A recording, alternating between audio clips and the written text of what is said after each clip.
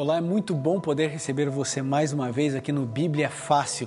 O jeito simples, tranquilo e preciso de se estudar um pouquinho mais a Palavra de Deus. Você é sempre nosso convidado, não importa se você está em um dos nossos auditórios, numa igreja ou mesmo em casa, é sempre muito bom estudarmos juntos a Palavra de Deus. Eu espero que esse programa encontre você bem, tranquilo, feliz, preparado para estudar a Bíblia. Então, você já sabe, pegue sempre a sua Bíblia, deixe-a aberta e nós vamos analisar vários textos hoje falando de um assunto muito importante. Vocês sabem que quando eu era pequeno, uma coisa que eu tinha muito medo era do conceito ou do posicionamento da minha mãe. A minha mãe, talvez você não conheça, a Dona Elma, mas a Dona Elma sempre foi muito firme, muito dura e foi necessário assim para que a gente pudesse ser educado de maneira correta nos caminhos de Deus. E o juízo da minha mãe era muito importante para a gente, para os 3 filhos. E sabe, quando a gente vai crescendo, a gente vai percebendo que a gente quer ter bom conceito, não só com os pais, mas também com amigos, com professores, às vezes com o nosso chefe. A gente quer que eles tenham uma boa impressão a nosso respeito. O juízo, o conceito que eles têm a respeito de nós é sempre significativo e importante. Agora, qual é o conceito que Deus tem a seu respeito? Sabe, para a gente poder entender das coisas que nós não conseguimos enxergar e ver agora, é importante a gente partir daquilo que nós conhecemos. Por exemplo, quando existe um litígio, uma disputa entre 2 pessoas, seja por qual razão for, nós, na sociedade moderna, vamos até uma corte, até um juiz, e ele, então, com a sua malheta, acaba tendo como um instrumento de juízo esse pequeno martelo para colocar ordem no ambiente ou mesmo para definir a sua sentença ou para começar a sentença ou mesmo para terminar toda uma sessão. Quando ocorre isso, alguns ficam com medo, outros não. Uns saem de lá tristes, outros felizes. Será que essa é a mesma relação? Vai acontecer quando Jesus Cristo voltar? Será que Deus é juiz? Será que ele tem um julgamento? Existe juízo de Deus? Quando isso ocorrerá? Qual é o papel de Deus, de Jesus, do Espírito Santo em toda essa questão do juízo? É isso que vamos tratar no programa Bíblia Fácil de hoje. E para isso eu gostaria de lembrar a vocês que temos sempre um grupo de amigos tão especiais, sempre sorridentes, felizes, que gostam de estudar a Bíblia e gostam de nos ajudar a compreender melhor a Palavra de Deus. Sejam todos bem-vindos aqui ao programa Bíblia Fácil. Você também que está nos assistindo, seja bem-vindo a esse programa mais uma vez. E quem vai orar com a gente para a gente começar o programa e entender um pouquinho melhor esse assunto tão complexo, mas tão importante na Bíblia, é o André. André, por favor, conduza-nos em oração. Querido Deus, muito obrigado por mais uma oportunidade que o Senhor nos concede estarmos estudando um pouco mais sobre a Tua Palavra. Que nesse estudo possamos aprender mais sobre Ti e entender mais sobre o Seu plano para nós aqui nessa terra. Amém. Nos abençoe agora, este que peço e agradeço em Teu santo nome. Amém. Muito bem, obrigado, André. Eu gostaria de lembrar a todos aqui que estão em casa assistindo, se você quer todos os programas de maneira escrita, está aqui, está preparado para você.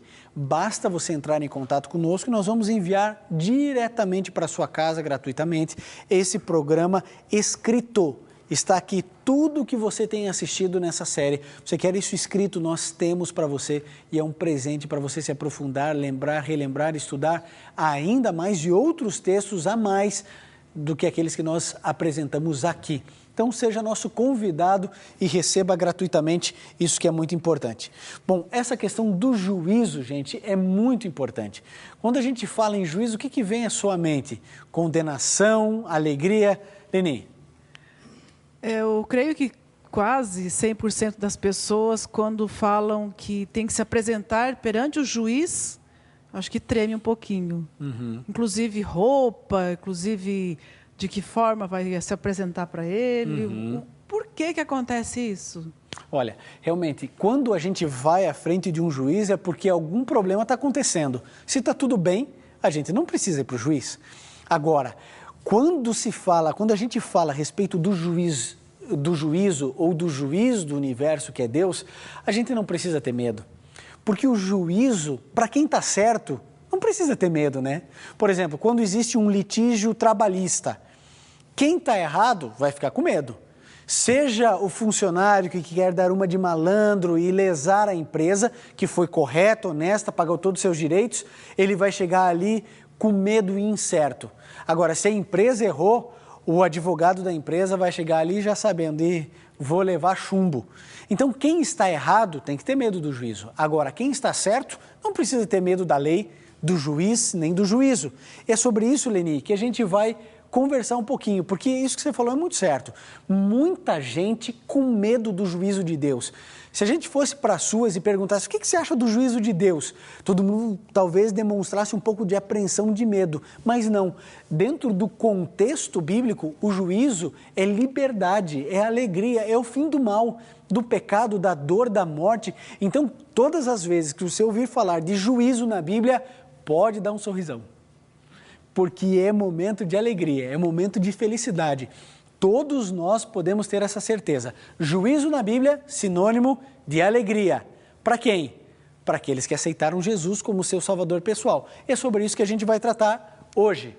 Muito bem, a primeira pergunta, inaugurando o programa de hoje: para onde Jesus foi ou para onde foi Jesus após a sua ascensão? Então, Jesus Cristo morreu, ressuscitou, ascendeu ao céu. Tá bom. Para onde ele foi? Vamos lá. Hebreus 9, 24. Novo Testamento. Sabrina, por favor, leia para a gente. Porque Cristo não entrou em santuário feito por mãos, figura do verdadeiro, porém no mesmo céu, para comparecer agora por nós diante de Deus. Ok. Pastor, então, só uma pergunta. Juízo da ideia de corte e santuário, qual é a relação entre Cristo entrar num santuário e um juiz? Isso. Sabrina, alguns programas, aqueles que estão acompanhando o Bíblia Fácil, sabe que nós apresentamos aqui toda a questão do santuário, como era o santuário no Antigo Testamento, a função de cada elemento do santuário e o que cada um representava. A Bíblia diz que, lá em Êxodo, que Moisés deveria fazer no santuário exatamente como o santuário que ele viu no céu, certo? Isso é claro para todos? Quando Jesus Cristo ascendeu ao céu, a Bíblia diz que ele foi ministrar no santuário, não feito por mãos humanas, como foi o caso lá com o povo de Israel. Mas aquele santuário que Moisés viu e copiou, é naquele santuário que Cristo Jesus foi, que era esse daqui era a figura do verdadeiro, lá no céu, para comparecer agora por nós diante de Deus. Então, a função, uma das funções do sacerdote no Antigo Testamento, Sabrina, era exatamente interceder pelo povo. Então, quando o sacerdote ele entrava no santuário, ele estava representando Cristo no processo de intercessão por um povo pecador. Quando Jesus Cristo morre, ressuscita e ascende ao céu, ele começa a ministrar no santuário celestial, que é um processo de cuidado de cada um de nós. Houve um momento, e a gente vai estudar isso mais para frente, quando Jesus passa do compartimento santo do santuário e vai para o Santíssimo. Isso de acordo com Daniel 8,14 e a profecia das 2.300 tardes e manhãs aconteceu no dia 22 de outubro de 1844. Hoje o nosso assunto não é exatamente sobre a função de Jesus no Santo dos Santos, agora nesse momento da lição. Mas o que é importante hoje a gente ver é que é o seguinte: Jesus Cristo, ele intercede. Intercede com quem? Com Deus. Diante do quê? Do conceito de tudo que está acontecendo.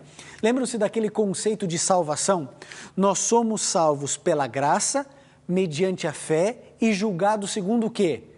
Segundo as nossas obras. Agora, quem vai avaliar isso? Essa é a boa notícia do programa de hoje, Sabrina. A gente vai perceber que quem julga é também quem defende.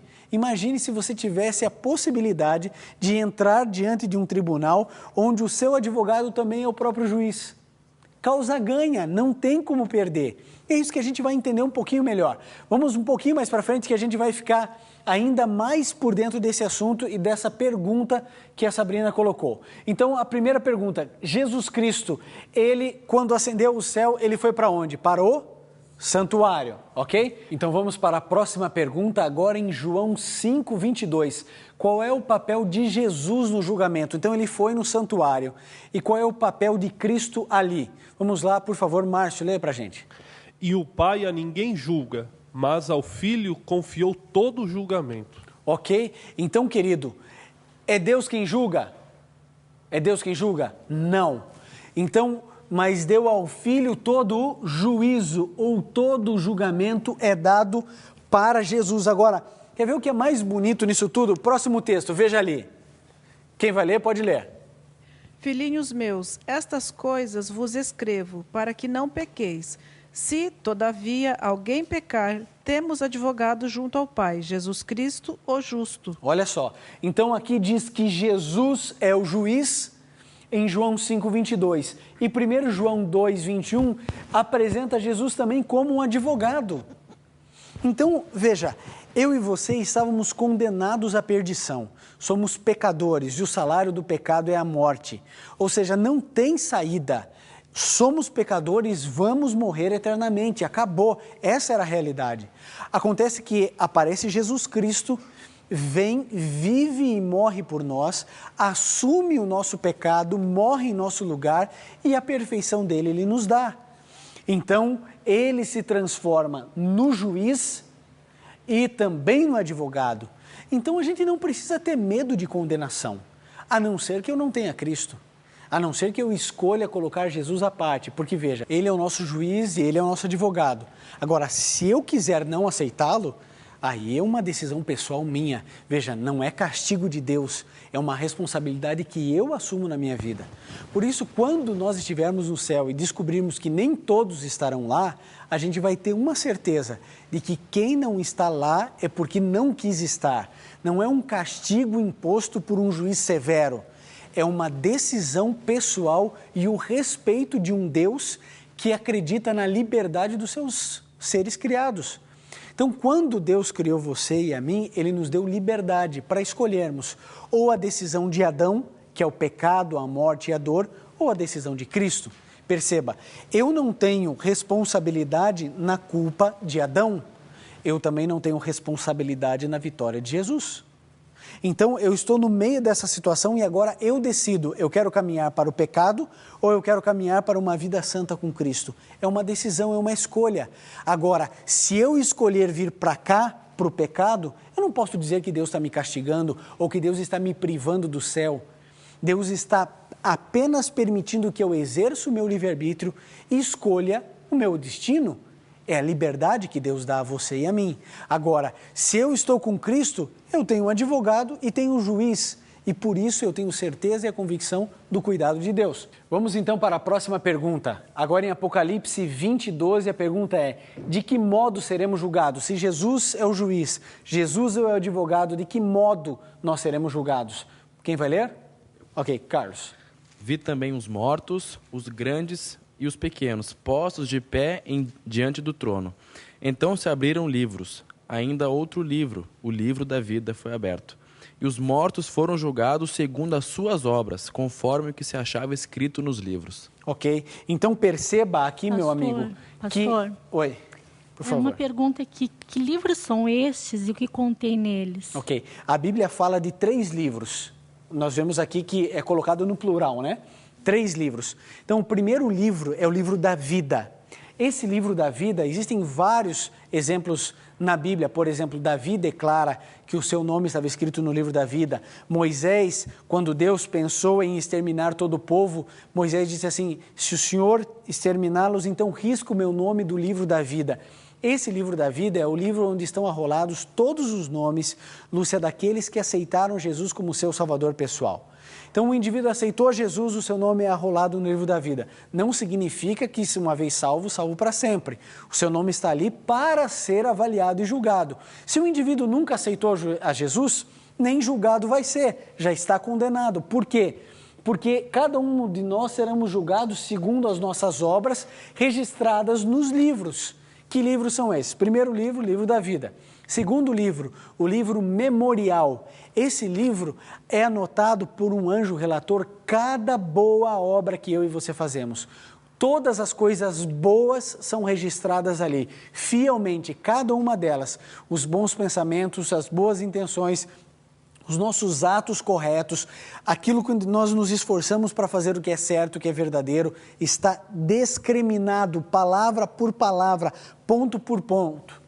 Outro aspecto, o terceiro livro, são o livro que registra os nossos pecados, todos os nossos erros, toda a nossa má intenção, mesmo que nunca ninguém tenha visto, mesmo que nunca ninguém tenha descoberto algo errado que fizemos, isso está registrado no livro de pecados. São esses 3 livros. E o que a Bíblia diz? Que ele viu os grandes e os pequenos, todos. Quando a Bíblia diz isso, ela não está sendo literal, né? O Apocalipse é um livro simbólico. Ela não está dizendo os altos e os baixos, ela está querendo dizer todos. Todos estarão lá. Estarão lá e o que acontecerá? Os livros se abrirão. Tem seu nome no livro da vida. Como que estão aqui o livro memorial, o livro de pecados desse indivíduo? Como que isso trata? Aí olha só, o livro da vida foi aberto, os mortos foram julgados segundo o quê? Segundo as suas obras. Então entra o balanço daquilo que é certo e daquilo que é errado, ou seja, o resultado das minhas escolhas. Carlos. Questão do julgamento, eu vou ser julgado na frente de todos ou você em particular com o grande juiz? Veja, esse julgamento está acontecendo no céu desde 22 de outubro de 1844, que é o juízo investigativo, certo? Depois vem o juízo executivo, quando Jesus Cristo volta aqui nessa terra. E como a gente já estudou aqui, depois do milênio vem o juízo comprobatório, onde todos entenderemos por que é que Deus tomou cada uma dessas decisões, certo? Então, eu não serei exposto diante de todo o universo. Isso está acontecendo nesse exato momento. Agora, a Bíblia diz que começa com os mortos. Será que já está com o pessoal que está vivo? Eu acredito que não sei. A Bíblia não revela isso, quando é o momento de cada coisa. Mas o fato é que o juízo investigativo começou desde 22 de outubro de 1844, nome por nome é analisado pelo céu. Ok? Márcio. Pastor, uma dúvida. Aqui, o senhor mesmo falou que no livro da vida estão os nomes daqueles que aceitam a Jesus. Moisés, inclusive, pediu, arrisca meu nome, né, se for para destruir esse povo. Por exemplo, nós aqui aceitamos a Jesus. O senhor aceitou, eu aceitei, o grupo aceitou a Jesus. Só que a gente fez oração, sempre temos orado aqui, só a gente sai ali e tem um mau pensamento. Um exemplo, a gente faz alguma coisa de errado. Se naquele momento, sei lá, por alguma ocasião eu morro de um acidente, alguma coisa, e eu não pedir perdão desse pecado, eu estou no grupo dos salvos ou no grupo dos perdidos? Boa pergunta, Márcio. Veja, Deus, Jesus, é o justo juiz, certo? Se o indivíduo vai estar salvo ou perdido, eu não sei qual é a forma de avaliação de justiça e de equidade de Deus. Uma coisa eu sei, Deus é justo. Eu, na minha percepção pessoal, não acredito que, por causa de um único ato, toda uma vida seja comprometida. Agora, como se dá isso na sua minúcia e na sua essência, é uma justiça que excede, Márcio, todo entendimento. Então, a capacidade de Deus avaliar é muito diferente da nossa. A gente consegue ter algumas poucas informações, então a gente só viu ali aquele momento, aquele ponto. E todo o resto, né? Deus entende. Será que Deus vai julgar uma pessoa que tem alguma deficiência mental da mesma maneira que julga uma pessoa que tem as suas faculdades normais, mentais? Eu acredito que não. Vocês sabem que um princípio de justiça é tratar os desiguais de maneira desigual. Se eu trato todo mundo igual, eu não estou sendo justo, porque as pessoas não são iguais. Então, eu preciso tratar cada indivíduo de uma maneira diferente. Isso é igualdade. Eu tenho 2 filhos, vocês sabem disso. O Gabriel tem 4 anos, a Sofia tem 1 ano e pouco. Eu não posso tratar o Gabriel da mesma maneira que eu trato a Sofia, senão eu ia infantilizar demais o Gabriel ou adultalizar demais a Sofia. Eu preciso entender que cada um tem a sua faixa etária, a sua capacidade de compreensão, de maturidade, e eu preciso tratá-los de maneira desigual. Isso é ser justo. Agora, eu não posso pedir para a Sofia, que tem 1 ano, cuidar do Gabriel, que tem 4. Mas eu devo pedir para o Gabriel ajudar a cuidar da menorzinha, que ainda não tem as suas faculdades motoras, motora fina, desenvolvida. Então, quando Deus julgar-nos, Ele julgará cada um de nós de maneira individual. E Ele entende todas as coisas. Veja, se existir 1 centímetro de chance de salvar um ser humano, a impressão que eu tenho é que Jesus salvará. Deus não tem alegria na morte do ímpio, né? Pelo contrário, Ele quer que todos nos arrependamos. É isso que Pedro diz na sua epístola. Deus não tem prazer na morte do ímpio, Ele quer que todos se convertam. Diga, Márcio. Isso então traz uma certa paz, Porque, de uma certa forma, no inconsciente popular, coletivo, está que Jesus é aquele juiz que tá de olho para ver se a gente faz alguma coisa errada para realmente nos condenar. Quando o senhor fala isso, de acordo com a Bíblia, traz uma certa paz, que eu vou caminhar, vou errar, vou acertar, mas que se eu aceitar Jesus, eu vou ter um julgamento justo, pelo menos. Né? É verdade. E sabe que é muito importante isso que você colocou, porque a gente precisa terminar o programa de hoje com essa certeza. Juízo é sinônimo de alegria, de liberdade e de paz. Não é momento de você ficar com medo. Será que eu vou ser avaliado aqui? Como que é isso? Alguém quer servir para poder ir para o céu? Não. Querido, a salvação não se dá pela minha disposição de ser um indivíduo altamente disciplinado e viver uma vida aparentemente santa. Mesmo que eu vivesse sem cometer um ato pecaminoso, ainda assim eu não seria salvo. Porque a salvação não se dá pelos meus atos, mas por Cristo Jesus. Agora, uma vez que eu sou salvo em Jesus, agora sim. Agora os meus atos demonstram que eu sou salvo e eu não quero mais viver aquela velha vida. Então, como que Deus vai avaliar se eu de fato aceitei Jesus ou não? Se a minha vida foi transformada, se eu fui transformado e se eu vivi de acordo com os sonhos e planos de Deus. Bom, vamos lá então para a próxima pergunta. Que devemos fazer para sermos aprovados no juízo? Romanos 8, verso 1. Romanos 8, verso 1, quem irá ler? Muito bem, Priscila. Agora, pois, já nenhuma condenação há para os que estão em Cristo Jesus. Ok? Nenhuma condenação há para os que estão em Cristo Jesus. Agora, percebam, para os que estão, é um estado. O indivíduo tem que permanecer em Cristo Jesus. Não é um indivíduo, eu aceitei Jesus quando eu era criança e depois eu toquei minha vida. Uma vez salvo, não significa ser salvo para sempre.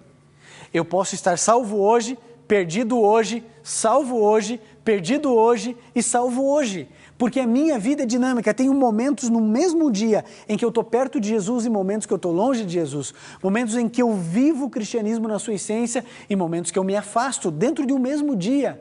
Por isso, uma vez salvo, não significa que eu esteja salvo para sempre. Isso é um grande erro que corre em muitas igrejas, onde pessoas acreditam que, não, eu já aceitei Jesus, nenhuma condenação há para aqueles que estão em Jesus. Ok, então permaneça em Jesus. Viva em Jesus e siga o que Jesus disse para você fazer. Isso é importante. Bom, sexta pergunta. Qual é a norma pela qual seremos julgados? Agora um pouquinho do Antigo Testamento. Eclesiastes 12, 13 e 14. André, leia para a gente. De tudo o que se tem ouvido, a suma é: teme a Deus e guarda os seus mandamentos, porque isto é o dever de todo homem, porque Deus há de trazer a juízo todas as obras, até as que estão escondidas, quer sejam boas, quer sejam más. Ok? Deus vai trazer a juízo quantas obras? Todas. Só as boas? Não, todas. As más? Todas as obras, certo, André? Então, olha só, até mesmo as que estão escondidas, Deus trará à tona. Querido, de Deus não se zomba. A gente sempre cita isso aqui.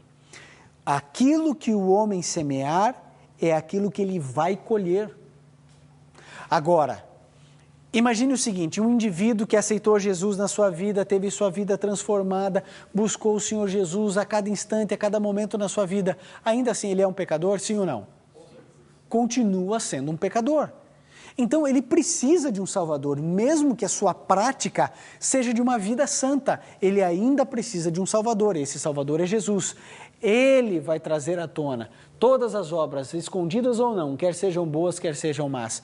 Quem vive em Cristo Jesus, vive feliz, vive sem medo, e ele tem a certeza de que as obras boas serão reflexo da salvação que tem em Jesus. Leni. A nossa ideia de julgamento, de aprovação, é muito transmitida pelos pais. A forma como os pais julgam, a forma como os pais orientam os filhos. E muitos pais, por ignorância, por falta de conhecimento, não transmitem isso para os filhos. Os filhos, mais tarde, lá na idade avançada, vão descobrir coisas que eles deveriam ter já escolhido o caminho certo muito tempo atrás. Deus vai dar uma oportunidade para todas essas pessoas que não fizeram escolhas corretas no seu tempo certo? Muito boa sua pergunta, Leni. Eu vou pedir licença até para responder essa pergunta já conversando com as pessoas em casa. Olha, que a Leni colocou é muito importante. Veja, Deus irá julgar-nos de acordo com a luz que nós temos. Algumas pessoas têm um conhecimento maior, nasceram em um lar cristão, outras não. Agora, lembre-se de uma coisa importante.